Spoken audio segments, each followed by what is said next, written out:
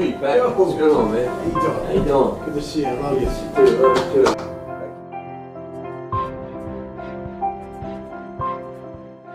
My name's Tom McCann. I'm from Southwest Philly, and on a fateful day in February of 1994, I woke up with a bad stomach, put me in Bryn Mawr Hospital for a week, thought I had just a sort of a infection, so they sent me to my family doctor, Dr. Fox, and he indicated because of my blood count that I needed to go to an oncologist. And then I went down the pen, Dr. Fred Goldwine, he pricked my finger, put it on a slide, and said, "Son, you have leukemia." And obviously, our worlds were turned upside down.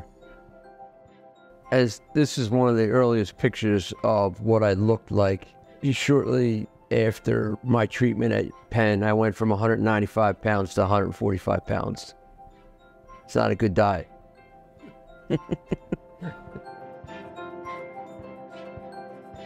When I was at Penn and I was initially diagnosed, my wife and I had been engaged. We were engaged and we were expecting to get married the following February of 95 after being diagnosed in February 94.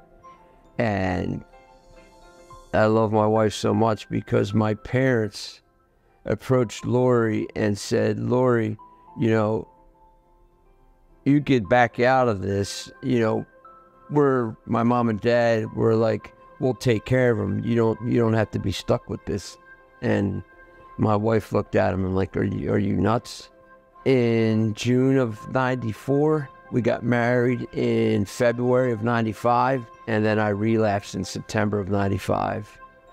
I had the bone marrow transplant in June of 95 for my brother Pat. The one thing that I would say is when the doctors brought us in as a family and said that we're all going to get tested for bone marrow, just to look at my parents, Brian, Kathy McCann, and the pain on their faces, as a family, it was devastating. Back then, most matches were related matches. There were very few, if any, unrelated matches. And they drill 4 holes in your hip bone, and they take about 60% of your bone marrow out. And by the time I woke up, that bone marrow was already in Tom's body. Dr. Styler, Dr. Crilly, Dr. Topolsky, and the whole crew down at Hahnemann that were really building the protocol for this type of treatment.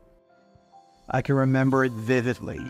You know, when I knew it was going to be me, I just felt so honored, and I felt like it was the tiniest thing that I could do, and anybody would do it to save their brother's life.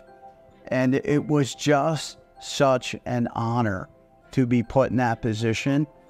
And this is a picture the year after I had the transplant. We were down in Washington, D.C., and we took this picture.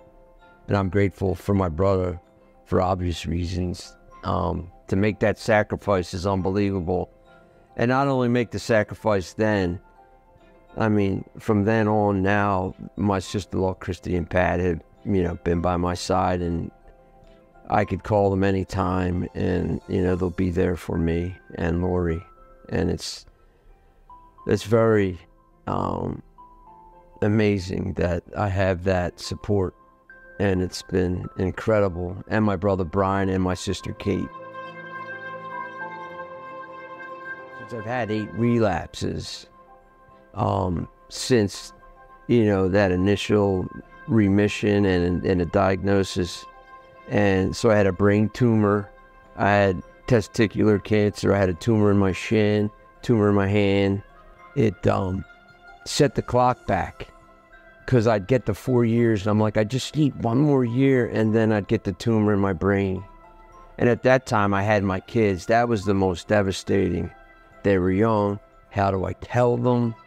I had a lot of anxiety about that, but I made it. My daughter's going to college at Clemson, and my son's a junior at Devon Prep, and I'm very blessed to have my wife and my 2 kids.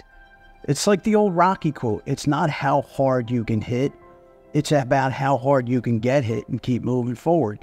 And every time Tom got knocked down, he got up and he continued to fight. Ever since I've been diagnosed and recovered and have gotten back to the life I lead now, I've always felt that it's my duty to help anybody that is in my situation, and I feel that deeply. Even when I go back for my checkups, I would go into the bone marrow ward and talk to the families, the parents, and just try to give them hope, because that's all you need. I think I heard there's been 1,500 unrelated matches so far through the foundation. I mean, a couple of years ago, you had that single mom who in Michigan who was dying of cancer, and then this young man who's a football player at the College of New Jersey, his senior year, gets the call, donates the bone marrow, saves this woman's life, and then a year later they meet at the foundation. You had 400 people at that event, and 400 people were crying their eyes out just to see that reunion of two people who had never met each other. But this young man did the ultimate sacrifice to save this person he didn't even know. To me, when I think about it, that's what's really awesome about the Andy Talley Foundation. We're grateful for, recognizing us and allow us to share our story. I'm just grateful. I'm alive. And it's 30 years now since I've been diagnosed, and I'm still counting. So I plan to keep on chugging.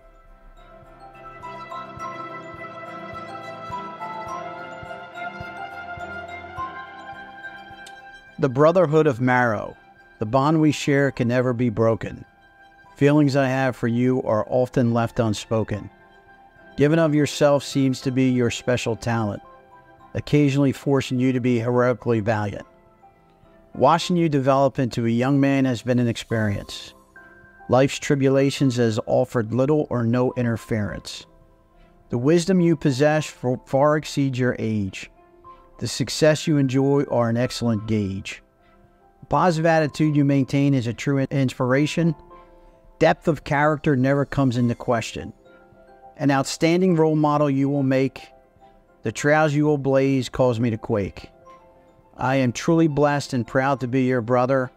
Your kindness and generosity can be compared to no other. Take the gifts from God and continue to grow. Let your natural abilities continue to glow. The bottom line is always remain true to yourself, despite how much fame and accumulated wealth. With the lives we share, there is always tomorrow. Thanks to you, I have a new life with your marrow. Written by Thomas J. McCann, 1995, 1 year past bone marrow transplant.